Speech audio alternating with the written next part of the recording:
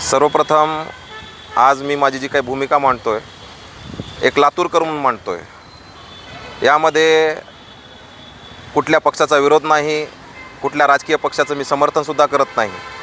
पण या 2 ते 3 दिवसामध्ये ज्या काही घडामोडी आपल्याला पाहायला भेटल्या, त्याचा घटनाक्रम पाहता काही दिवसापूर्वी या ठिकाणी दुसरी सर्वसाधारण सभा झाली। पटलावरती अनेक विषय मांडण्यात आले, पण त्या विषयावरती चर्चा न होता त्या ठिकाणी गोंधळ निर्माण झाला। एकमेकांच्या विरोधामध्ये घोषणाबाजी चालू झाली आणि चाकूरकर साहेबांच्या पुतळ्याच्या विरोधामध्ये असेल किंवा समर्थनामध्ये 2 गटामध्ये या ठिकाणी घोषणाबाजी आपल्याला या ठिकाणी पाहायला, ही झाली पहिली घटना। दुसरी घटना अशी झाली की भारतीय जनता पार्टीने या ठिकाणी गांधी चौक येथे एक सर्व मित्रपक्षाच्या वतीनं आंदोलन उभं केलं। त्या आंदोलनामध्ये स्थानिक आमदार यांच्या विरोधामध्ये घोषणाबाजीसुद्धा केली। घोषणाबाजीचा काय स्तर असला पाहिजे हे समस्त लातूरकरांनी पण बघितला। लातूर शहर हे सुसंस्कृत शहर आहे, ओळखलं जात आहे।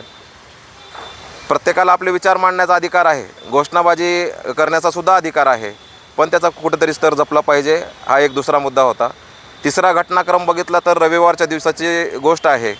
या ठिकाणी पालिकेमध्ये एकमेकाच्या विरोधामध्ये उभा राहणारे जे काही नगरसेवक आहे किंवा ज्यांनी आंदोलन उभं केलं, हे सर्वच नगरसेवक एका ठिकाणी एकत्रित मेजवानीसाठी आले आणि आल्या असतानाचा काही फोटोज या ठिकाणी सोशल मीडियावरती व्हायरल झाले आणि ती सोशल मीडियावरचे काही फोटो पाहता एक लातूरकरांच्या मनामध्ये हा प्रश्न माझ्या एकट्याचा नाही आहे, पण आज लातूरमध्ये समस्त लातूर शहरामध्ये ही चर्चा रंगली आहे। जर हे राजकीय नगरसेवक जर मेजवानीसाठी एकत्र येत असतील तर राजकीय टेबलावर जनतेच्या प्रश्नासाठी का एकत्र येत नाहीत, सभागृहामध्ये का जनतेचे प्रश्न मांडत नाहीत, हा जनतेच्या मनामधला मुख्य मुद्दा आहे। आता याच्यावरती बरेच तर्कवितर्क आहेत। कोणाच्या जेवणाला कोणी जायचं नाही का, कोणाच्या मेजवानीला आमंत्रण दिलं तर तिथे उपस्थित राहायचं नाही का? माझा या मुद्द्यावरती काहीही आक्षेप नाही। नक्कीच लातूरची संस्कृती आहे, लातूरच्या लोकांनी ती संस्कृती जपली पाहिजे।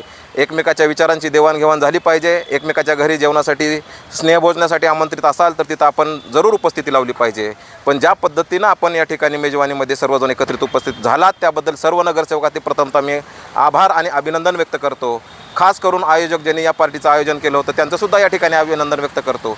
पण याचा पुढचा प्रश्न असा आहे, ज्या पद्धतीनं आपण टेबलवरती एकत्रित आलात त्याच पद्धतीनं लातूर शहर महानगरपालिकेमधील जी सभा असतात, ज्या सर्वसाधारण सभा भरल्या जातात किंवा लोकांच्या प्रश्नावरती या ठिकाणी बोललं जातं, त्या ठिकाणीसुद्धा आपण याच पद्धतीनं सर्व नगरसेवकांनी एकत्रित येऊन जनतेच्या प्रश्नावरती आवाज उठवला पाहिजे, याच पद्धतीचं माझं म्हणणं आहे किंवा समस्त लातूरकरांचं म्हणणं आहे। दुसरी गोष्ट महत्त्वाची सांगायची झाली, आज या ठिकाणी लातूर शहर महानगरपालिका ही जनतेच्या करातनं उभारल्या जाणारी संस्था आहे।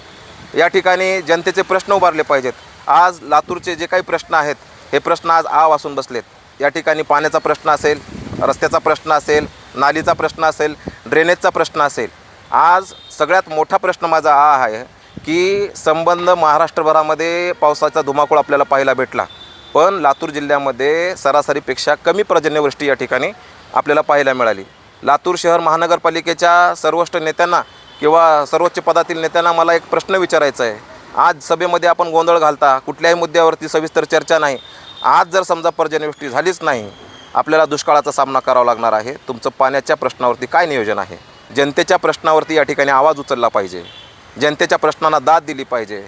आज अनेक विकास कामे आहेत ज्यामध्ये कुठल्याही पद्धतीचं या ठिकाणी राजकारण न होऊ देता किंवा कुठल्याही पद्धतीची तडजोड न देता आपण सर्वांनी एकत्रित मिळून काम केलं पाहिजे।